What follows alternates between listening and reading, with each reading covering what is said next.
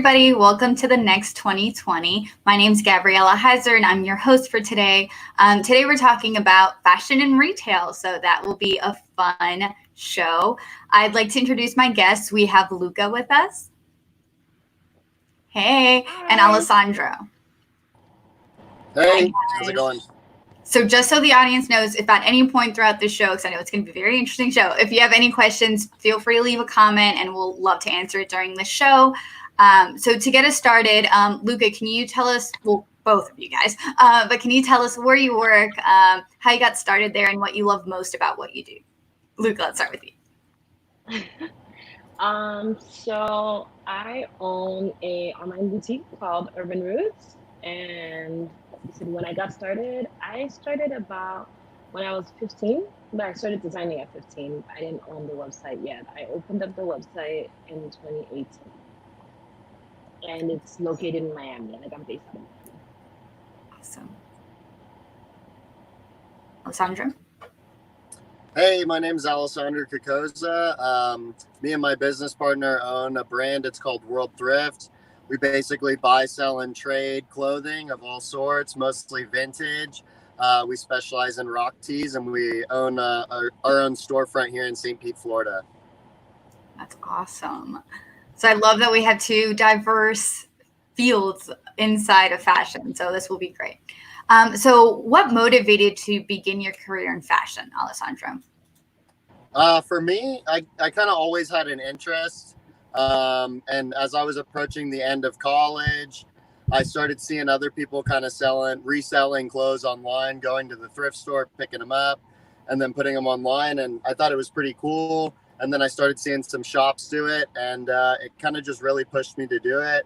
Initially, I, always wanted to kind of start my own brand, but I figured it would be easier to just resell clothes as opposed to having to make them, then sell it. So yeah, I just started doing that, started selling on Snapchat, Instagram, got a website, started doing events, pop-ups, things like that. And then now we have a storefront. That's awesome. What about you, Luca? Oh, I'm so sorry. No, you're fine. The question is, what got me started in fashion? Yeah, what motivated you? Yeah. So I actually took a sewing class in high school, and I had a project to do, and I made some pants for my sister, and all her friends just kept asking me to make them for her. And then she had a couple friends in the entertainment business, and they were doing some fashion shows. They invited me to be in them, and here we are. Wow, that's awesome. My school did not offer sewing classes, as far as I'm concerned. So that's awesome. So sorry. You're fine. Do you guys have a mentor? Can you guys hear me? Yeah, we heard you.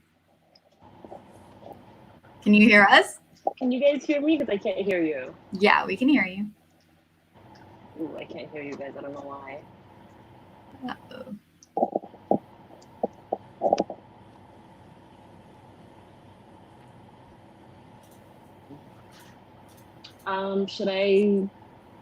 Is there a procedure for this? Maybe you just try taking out your headphone and see if that works that way. Like disconnecting I'm not sure why. 1 second. Yeah. Let me try this one. Okay. Awesome. Can you hear us now? No, I still can't hear you. Oh. It's like there's like a static noise. Let me check. Maybe if you just take out your headphones, I think that should be fine.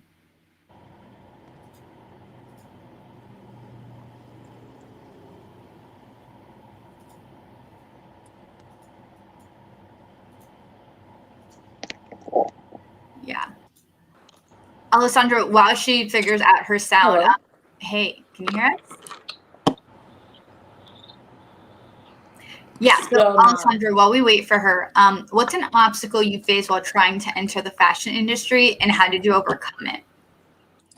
I would say for us personally, like I said a little bit earlier, when I first started, I started seeing other people doing it in other states, especially places like New York and LA, places that kind of are a little bit more fashion oriented. So for me, I would say it was overcoming the obstacle of having to introduce the whole thing to Florida, because Right. Florida, we're just so like beachy and tank tops and board shorts and stuff like that. So it was definitely a lot of educating and really getting the people in our area up to speed with us, I guess. Mm-hmm. And how did you do that? How did you go about educating them? I mean, I've always felt like, clothing and fashion is for everyone. And, I try to reflect that in our boutique, I suppose. But just anytime people weren't too familiar with it, I just wasn't the person that was like, oh, you got to like go learn on your own. I was just more than happy to be the person that educated them and was like, this is, I don't know. Pretty much we just took it upon us to learn as much as we could and then pass that knowledge on to customers and just people we knew were interested. Yeah, that's awesome. Luca, can you hear us now? No? Hello? I don't know if the question is for me. Gabriela, I can't hear you. I hear Alessandro fine, but I can't hear you. Okay, we can hear you fine. So, I'm not sure. She says she can't hear us? No. Okay. I can hear you. To be honest, I haven't been able to hear her the whole time. Me at all? No, I can hear you totally fine, Gabby. I can't hear Luca at all. Okay. That's funny because I can hear Alessandro, but I can't hear Gabriela.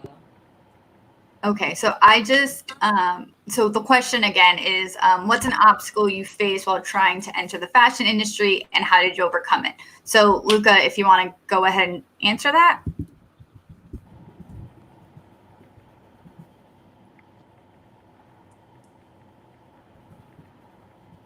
Okay, so sorry guys.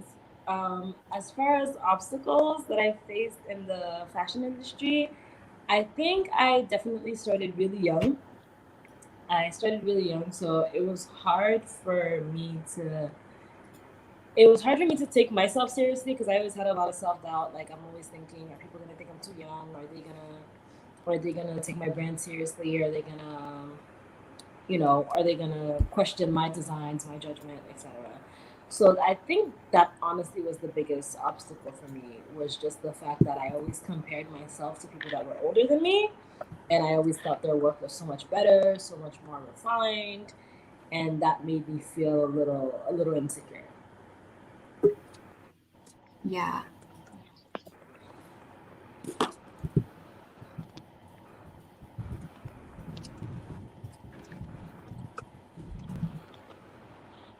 So the question to her now is, how did she overcome that? Honestly, I can go. Honestly, I just kept going. Like I didn't do much to overcome it. I just kept going. I just kept trying. Like, okay, if I think that this doesn't look good, let's.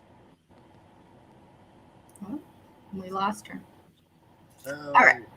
So, Alessandro, do you have any mentors that helped you throughout this process? I know you said you have a physical store. I don't know how that was, how you got started in that. Did you have any mentors that helped you, or did you just do it? I wouldn't say I have like a direct mentor or anything, but I definitely have a lot of people who have inspired me and a lot of people who have helped me. Mm-hmm. I would say from the get-go, there was this page and these two guys, they live in Virginia. Their page, it's the Thrift Lords. And then another one, it was this guy, Brandon. He's based out of Phoenix, Arizona. His was Live Vintage Apparel. Mm-hmm. And then there was one other. They have like several stores around the nation. They're kind of like the top dogs of our industry. Yeah. They're called Round 2. But I pretty much took inspiration from each of those and liked what each of them were doing and was like, let me put that into my business. And then just aside from that, obviously, like me and my business partner, we work really well together. Both of our families have been very supportive, all of our friends. And we've had one person in particular, his name's Gene. He always has helped us. At one point before we even had a store, he had this big warehouse, and he let us do like a pop-up in there for 3 months. That's awesome. So we had like this whole summer shopping type thing going. Yeah. So yeah, definitely I wouldn't say one direct mentor, but definitely have had a lot of people help us along the way, and we're really appreciative of it. Yeah, it seems like you had a good support system along the way. Definitely. Yeah. Luca, what about you? Can you hear us now? I can hear you guys now. Awesome. I missed the question though because the thing dropped. Yeah. And then I came back on. So the question is, do you have a mentor that helped you along the way throughout your career? I wouldn't say that I have a mentor. I feel like I have a lot of people around me that are either in arts or in the entertainment industry. Like I know a lot, like a majority of my friends are very artistic, they're very open, they're very business savvy.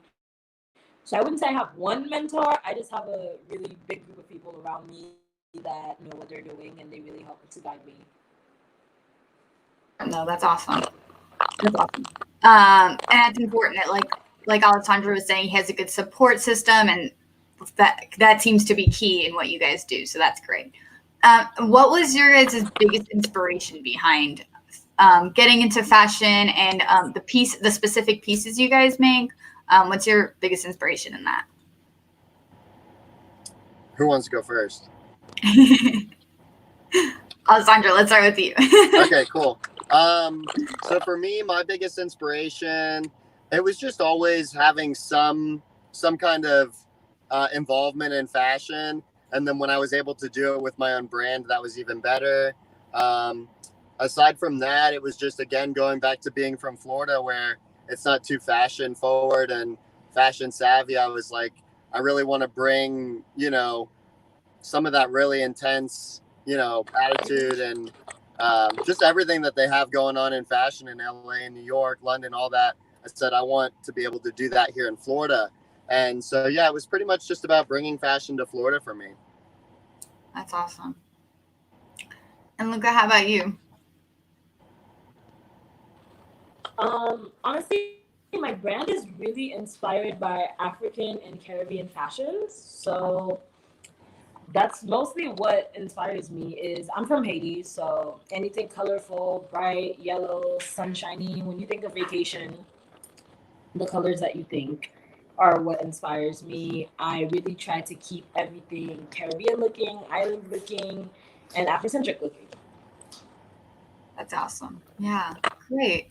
And how do you guys market your brand? Is there anything specific that you guys do? And do you guys have any tips for someone who might have a line or is interested in getting a line? Do you have any tips for them on how to market their brand? For us, we just, we stick to all the social medias. I would say heavily, definitely just like Facebook and Instagram. We have a TikTok. I wouldn't say we use it really heavy though. But yeah, just Facebook, Instagram. And then from there, we try to move people to our website, obviously, so they're making purchases. Yeah. When I'm out and about, right here, business cards always, best way, word of mouth. So yeah, just my best tip is, if you're going to do anything on your own, anything that's your brand, you need to just 100% be about it. The second you wake up to the second you go to bed, in your dreams, in reality, all the time, you are your brand. So I would say, other than all the outlets, you are your best marketing tool. Yeah. I'm definitely going to agree with that. You yourself are for sure your best marketing tool, because besides social media, if you're not, like, I've experienced this firsthand when I had first started in 2018. If I'm not like constantly talking about it, posting about it, like I have to be excited about my website every 10 seconds. I have to wear it all the time. I have to rep my brand nonstop. And like as soon as I stop doing that, even if I use social media or any marketing tool, you can see the sales go down. Like everything just starts slowing down. Oh, wow. And do you guys have a team behind you that does that? Like, do you have a specific people that you say, hey, this is my new line, will you wear it and post it about it and things like that? Do you have a team that you help do that? like promoters and stuff like that? Yeah, I guess. Yeah. I wouldn't say I have like a dedicated team at all. We just try to keep it pretty organic. When I was first starting out, I would personally reach out to a lot of my friends, asking them for shout outs and things like that. But as the brand has grown, I kind of just let it be organic, especially now that we have the store. People will come and shop with us, and then, you know, they show the store, take photos with us in the store and tag the shop. So that in itself is pretty helpful now. But yeah, definitely when I was first starting out, I wasn't scared to reach out to my friends and be like, hey, you know, put your money where your mouth is. If you really support me, give me a shout out. And I didn't think it was that much to ask people. And to be honest, people, they always did it. So yeah, that's awesome. Thank you to everyone who's ever shouted me out. I love that. Luca, what about you? I wouldn't say I don't think I have a team on standby. Like, I don't think that, you know, we need for my orders, but I definitely, like I said from my previous answer from I think maybe 2-3 questions ago, I have a lot of artsy friends. I have a lot of friends that are in the fashion world, in the art world, the music world. So they're always down to help. I mean, like, I have friends that are graphic designers. So, for example, my logo, a friend of mine did it for me. My sister is into marketing and events. So I have a pop-up shop. Her and her team handled that for me. So I wouldn't say that they're there on standby for Urban Roots specifically. I think I'm just lucky to have artistic friends. Yeah, that's awesome. And what's the process like for you guys to create a new collection? I know, Alessandro, I saw that you have a new Harley Davis collection out now or coming out. Yeah. What's the process like to start a new collection? Where do you draw your inspirations, and what's that process like? Yeah, so for us, obviously, unlike Luca, we're not actually making the clothes from scratch. So for us, it's a little bit different. It's about putting similar pieces together that either fit a theme, like the one you just mentioned, Harley Davidson. That's pretty simple. It's kind of like just grab everything in the store that's Harley, maybe just the cool ones, and post those. But one we did, it's still running right now. I mean, this one, it's kind of like our biggest collection. It's like the spring summer, or we call it the Florida collection, just because Florida pretty much is almost the same temperature all year. That one for us, we drop it in March and it runs till September. And yeah, it's like our spring summer or Florida collection. That's my favorite to do, being from this area. So with that, I just take a lot of inspiration of just growing up by the beach, surfing, skimboarding, being beach rats, all that kind of stuff. So with that, it's a lot of really vibrant colors, old surf merch, tie-dye pieces, things like that. So yeah, I guess inspiration wise, it's just if I'm doing like a themed collection, it's just, you know, is it summer, you know, whatever. And then we've even done some where it's like we did like a Rolling Stones collection where we dropped, I think it was like 20 different Rolling Stones tees. So yeah, basically pick a theme and run with it. Awesome. And then real quick before Luca answers the question, do you pick a theme and then ask people to bring in that specific theme, or do you just if we don't already have it, I mean, typically if we choose it, we've already got some of it going. But yeah, we definitely do that. I'll be like, hey guys, we're dropping the Harley collection. Bring Harley pieces into the shop for us to buy, or you can trade. And yeah, we definitely, it helps having the customers bring us a lot of stuff. So yeah, recently we've been posting about the Harley, and almost every day people will bring different pieces in, and it saves us from having to go out digging for it. So yeah, it's definitely helpful. Definitely. And it seems like people are very into what you're doing and they want to bring you stuff so they can get stuff. That's awesome. Oh, definitely. Yeah. Because for them, it's, you know, if they're not wearing the clothes, it's just sitting, it's not doing anything. So they're like, let me take it to them and trade it for something I will wear, or we'll buy it from them. So they can bring, I mean, there's not a lot of places where you can go. I mean, there's Plato's, of course, but there's not a lot of places you can go and give them clothes and leave with cash, you know? So I think that's definitely a big draw for people. Yeah. Douglas Heizer. When are we having a Beatles collection? Very soon, actually. That's been a highly requested one. In the store, we've got I want to say probably like 10 to 15 Beatles tees always. So they're definitely like a hotter band. So we'll definitely do a collection soon. But yeah, if you want to just come get a Beatles tee now, we got you covered. Look at that. That's perfect. Luca, what about you for the original question? Do you remember it? Do you want me to go back to it? Yes. Where do I get inspiration to make a collection? Yes. Honestly, I used to sit down and like try to think of designs in my head, and then when I go to the fabric store, they don't have what I had in my head. So now it's mostly just spending a really, really long time at the fabric store, looking at the fabrics, trying to think what I can create with that. Sometimes I take samples back home to see if it'll work with the images that I have in my head. So honestly, for me to have a collection, I definitely start with hours and hours. I'll probably do like 2 trips to the fabric store before I can even like think about designing something, because it kind of depends on the fabric that you have around your local fabric store. Yeah. And I don't know, do we have a lot of fabric stores in the area that you go to, or do you have specific ones? Just curious myself. I do. My favorite fabric store is my store. It's called A to Z Fabrics. They have a location in Miami and in Broward. So when I lived in Miami, it was easy to go to, and now I moved near Fort Lauderdale, and they have a location here too. And I like to hop between both of them because they have different fabrics. Mm-hmm. They're like amazing, like a mom and pop shop. They're really amazing. They usually have everything I need. Yeah, that's great. So a question specifically for you, Luca, because I know you do a bunch of different types. You don't just do T-shirts or anything. You have a bunch of different things. So to you, what's the most important piece of an outfit? The most important. I mean, I think it's the person, because it depends how you wear it.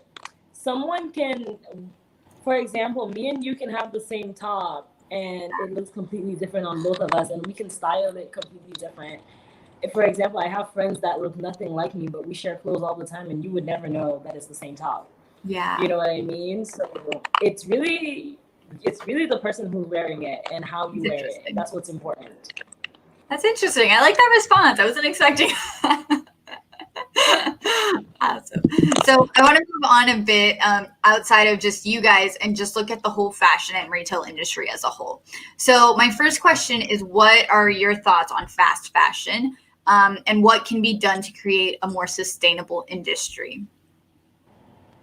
Fast fashion, a lot of people ask me that actually because our business model is like completely against it. Mm-hmm. So I guess real quick, just to answer part 2, I guess a good way to combat it is doing things like what we do, going to the thrift store, and as opposed to buying new stuff from H&M, go to the thrift store and find the lightly used, really great stuff and wear that. You know what I mean? It's less waste. So I guess that's a good way to answer part 2. Other than that, I mean, I know H&M and all them, they're trying to do a lot of different stuff to combat it. They have donation programs where you can bring in your old clothes to get a discount off new stuff. I know they try to use a lot of recycled materials and stuff, but I definitely think the best way is to just stop making new clothes. Mm-hmm. I think that's hard to do. Obviously, people want new stuff, but yeah, if we just make a conscious effort to just try to use some of the stuff that's already out there, I think that's good. And then my thought on fast fashion, though, because a lot of people are like, you guys probably hate H&M and stuff. And I personally don't, because I tell people all the time that they do serve a purpose, you know, like if you're going out like tonight and you need a nice crisp button up, you know, that you can like wear a tie with, like H&M has a great option for like $14.99, you know, and the way that everything is tailored there, it's just great, you know. So H&M and all that, they do have their purpose. Denim wise and stuff like that, I try to thrift it up, but you know, I love my PacSun denim, so you know, I gotta say that, you know, I think that fast fashion and just traditional retail still 100% serves its purpose, and I have no problems with it, you know. Mm-hmm. Definitely. What about you, Luca? What do you think? I honestly feel like I have mixed feelings about it. I completely agree with your point, Alessandro. Like, it does have its purpose.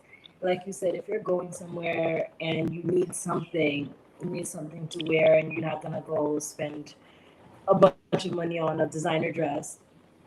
It's convenient. I'm gonna go with that. It's convenient, but if we're being honest, I feel like as a designer, it's just so horrible. There's companies out there making clothes that's like bad quality for people. Right. Like when you get a top from one of these companies, we're not gonna name names. Some of these online stores that are doing fast fashion, you can probably get one, maybe two wears out of it.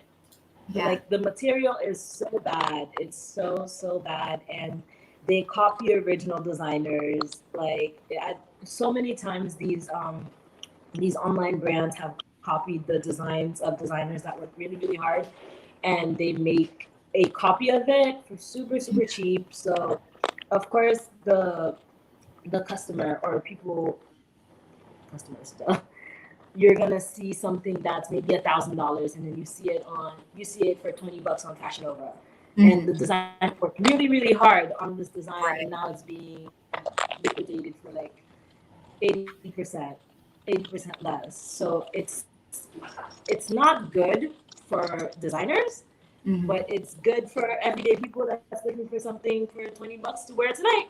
Yeah. And what do you think that can be done to create a more sustainable industry? Because I know one of the biggest problems is we have overload of clothes and nothing to do with it, you know? I haven't been able to think. This is for me, right? Yeah. Sorry, that's my cat. If you guys hear her. I haven't been able to think of a solution because I honestly think that it's so convenient and it's so useful for people. I don't think that the majority is going to want it to stop. I don't think anybody's going to want to shut down any of these companies because, number one, these companies are making so much money. They really don't care about the quality, who's wearing it, or what's going on. And I don't think that they're going to try to stop. And two, the people that are buying from them, they're not spending $1,000 on something custom made or something designer. So it's good for them. So I think like Alessandra said, it serves its purpose. It's like, I guess that's their audience. And I guess as a designer, you just have to find your niche, and you just have to find people that are willing to spend money for quality. And you have to target those people. But I don't think that it's going to stop or there's a solution for it, honestly. And I definitely think, like Alessandra said, thrifting is a great way to do it. So let's talk a little bit about the need for diversity in the fashion and the retail world. What is one thing that consumers can do to push for a more diverse industry? Diverse in what way necessarily? Diverse both in the aspect of what we're being given, I guess, and also just like models and looking at that stuff. Okay. Yeah. I was like, I'm not sure what she's trying to attack both folds with whatever you think is most. Yeah. I guess in terms of diversity, I mean, just in terms of like the clothes and stuff, I think fashion's pretty diverse. I mean, there's people who are doing fashion how I'm doing it. There's people who are doing it like Luca. There's people who are doing it like H&M. And then within all of that, there's people making all sorts of different designs, different colors.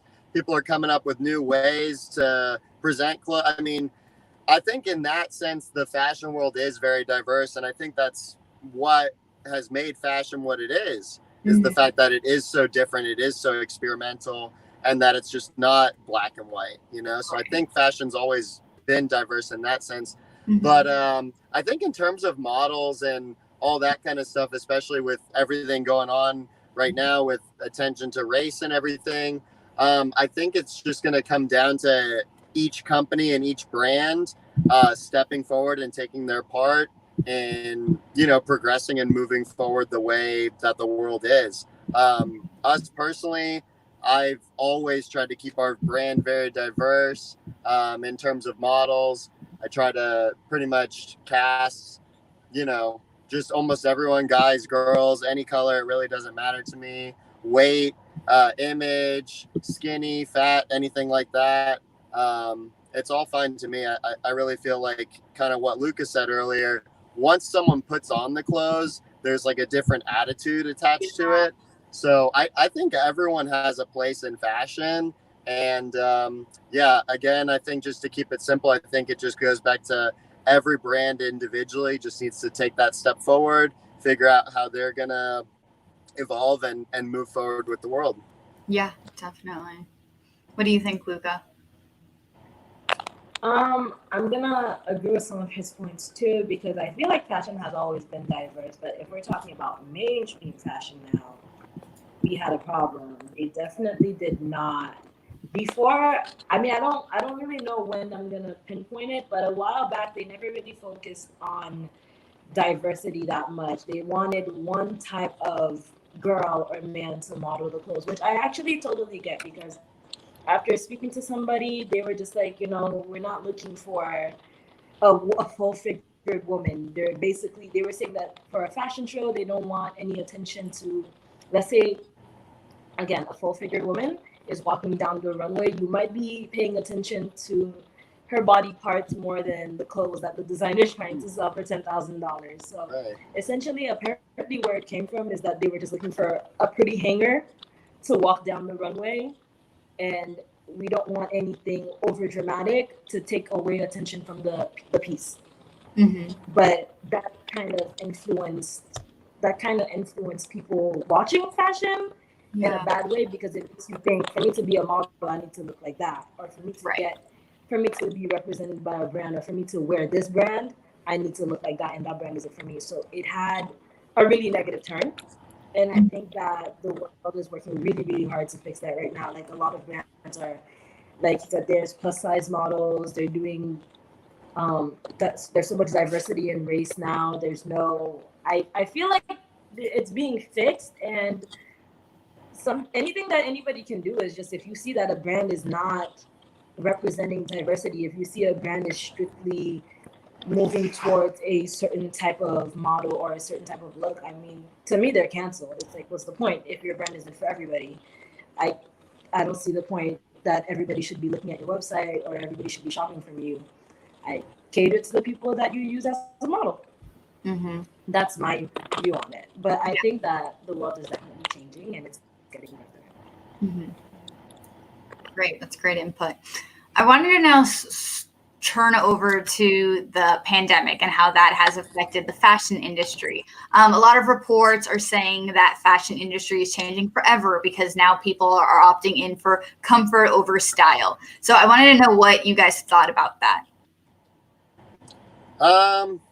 In terms of like the comfort over style, I think that's just temporary because of the fact that people aren't going out. People are working from home. I think the second people are able to start going out and showcasing your outfits and stuff like that again, I think people are really going to be putting on. I mean, I know I've definitely been missing that part of life for sure. So I think that part is just temporary, but I definitely think a lot in just the world in general has changed, not even just fashion. So of course, so yeah, I mean, the whole world is spinning right now. Everything is changing right now. So I think fashion's just like one tiny little part in it. Yeah, of course. What do you think, Luca? I'm gonna go ahead and agree with that. Honestly, I work at a physical store, and as soon as they opened up, we've had more customers than we've ever had. Ever. Like, people were just waiting to spend money, waiting to splurge on fashion, waiting to go out and show off their outfits. I mean, me included. You know what I mean? So I think it's temporary. I think during quarantine, people were definitely looking for cute, comfortable things to wear, loungewear, and things like that. But I feel like the fashion industry is gonna blow up more than ever after this. Hopefully, it ends soon. But I think it's gonna blow up more than ever because we have been dying to go out there and wear some red lipstick, because you can't see red lipstick under the masks. And I think it's gonna be really successful, like more successful than before. Awesome. And Alessandro, I wanted to ask you, because you said you have a physical location. How has the pandemic affected that, and how have you adjusted your business model, I guess, to deal with that? Yeah, so we did have to close the store for a little bit. The city shut down retail boutiques, all of that. So that was like, we were like, oh my God, that was very scary because there was just kind of no end in sight at first. We didn't know when we were going to be able to open the doors again. So during that time, we just we're taking the time to just improve the business in other ways, bump up the online. And to be honest, we started getting DMs from customers who were like, hey, we really want to support you guys during this time. Is it possible for me to come and like do a private shop? And so we started doing that. So during the time that we were closed, we were having people come doing private shopping. So that was really helpful. And then the second we were able to open again, everyone, just kind of like Lucas said, everyone was really stoked on it. And everyone was like pretty much just like piling in to obviously buy stuff, but they just really wanted to support us. They were like, we know you guys have had a tough time. And so, yeah, I mean, since we've been back open, it's been like really, really good for us. Mm-hmm. And I think, it's a lot of the customers being supportive, but I would definitely say that while we were closed and this whole time, we've been working really hard to make sure that we're doing our part to stay relevant, let people know we're still here and we're not going anywhere type of thing. Yeah, that's great. Alessandro, it seems like you have a great support system up there, great customers. So, I mean, we're good to them. So, I can only hope that they're good to us back. That's amazing. And Luca, how has the pandemic affected your production and your designs? Honestly, with my website, I was taking not a small break, really. I had to slow down on marketing because I wanted to slow down on orders for a while because, like I said, sewing everything for the website was getting a little out of hand, and I wanted to find a way to either find someone to help me or maybe outsource some clothing.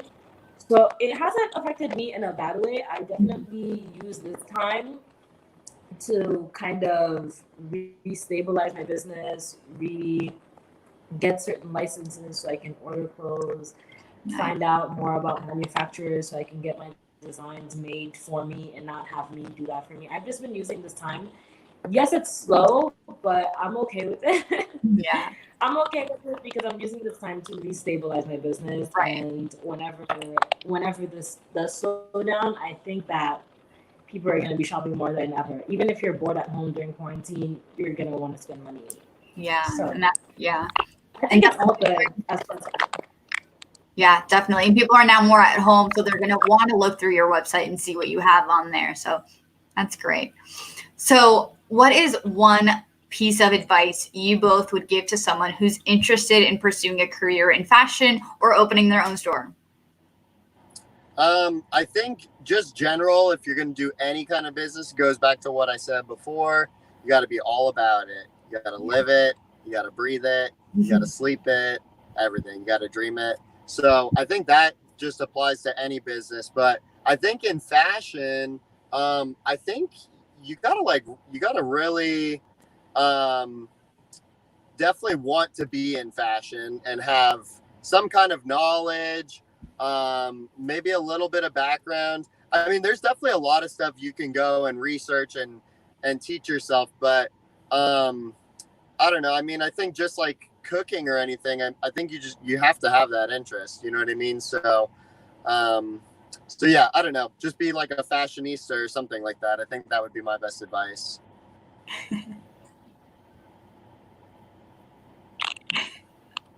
Right, you look at. Honestly, the advice that I would give to anyone, if you're interested in fashion, you're interested in retailing, you're interested in e-commerce or anything in that field, I would just say go for it. Just like start anywhere, because things really tend to fall into place for people that are determined and for people that actually want this. Because I know me, I made like so many mistakes. I'm just now going in the direction. I'm just now finding the path that I really, really want to go to. And it just takes so much experience. It takes so much messing up. So the sooner you start, the better. Like, don't be scared of messing up or like not having whatever. Start with what you have and start now. Like start yesterday, because you need to start early because you're gonna be messing up a lot, and you're gonna be making a lot of mistakes. The earlier you start, the more time you have to make mistakes, and the faster you'll be able to stabilize yourself. So I think my advice is just start. Yeah, definitely. Can I So- add to that a little? Yeah, Yeah. for it. So that's honestly, that is like really, really good advice, and I couldn't agree more. And yeah, I mean, you have to start somewhere. A lot of people will be like, yeah, like I'm thinking about starting this, but I don't have that, and I don't. They just start listing all the things they don't have, and I'm like, okay, if you don't have money for a storefront yet, start doing pop-ups.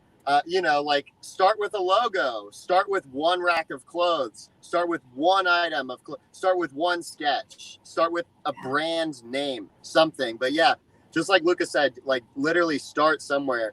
Don't be like, I have to have all these things in place before I launch the brand. No. Just get it going for sure.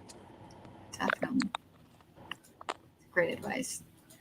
So what are some of your 3-year goals? And what are you doing to develop those goals today specifically?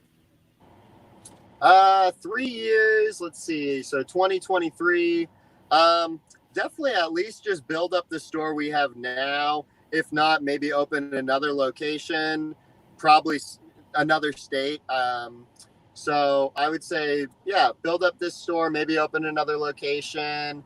And just other than that, we really love to travel and do this. So we've traveled quite a bit, met other store owners in other states. So another goal of mine would be to do kind of like a little US tour and go and do pop-ups at some of these other stores now that we've met the owners and we've built that connection with those people. So yeah, build up our store, maybe open another, and then do like some kind of little US tour with our brand. Yeah. Cody says, shout out to Coca-Cola, the official drink of World Thrift. Yes. That's actually also, believe it or not, that's who I work for 9 to 5. Oh, look at So that. I do that as well. And then my business partner, he's it's like a financial advisor. So yeah, we're workhorses. Nice. So Luca, what about you? What are some of your 3-year goals? 3 years. I definitely just want to. I want to take all the things that I've learned and make sure that my website is ongoing and running perfectly smooth. I'm hoping that the simple grade I took really helps me stabilize that. And I don't necessarily want to have a physical store because I think online is great. You're not paying rent and people are still buying. But I do envy foot traffic. Yeah. Because I'm sure it's really cool that you have a store and people walk by and they want to come in. That's like great marketing on its own. That's the best thing. You don't have to tell people about it. They could be walking by and they want to come in. That's awesome. So I think that I want to collab with a couple of my friends. Like I said, I have a lot of artsy friends. I would love to have some kind of studio with them where people can come buy art, they can come buy music, they can buy cosmetics, they can buy clothes. Mm-hmm. Yeah, so as far as a physical store, I don't want one for myself. I would love to collaborate with other artists, other designers, other people that are into retail, because I don't want to do it on my own. It sounds like a lot. Yeah, but that's a great idea, getting other people who also don't want to do it on their own and all joining together. That's great. Christine said she's a proud mama. Thanks, Mom. You got a huge support system all of a sudden. I got it.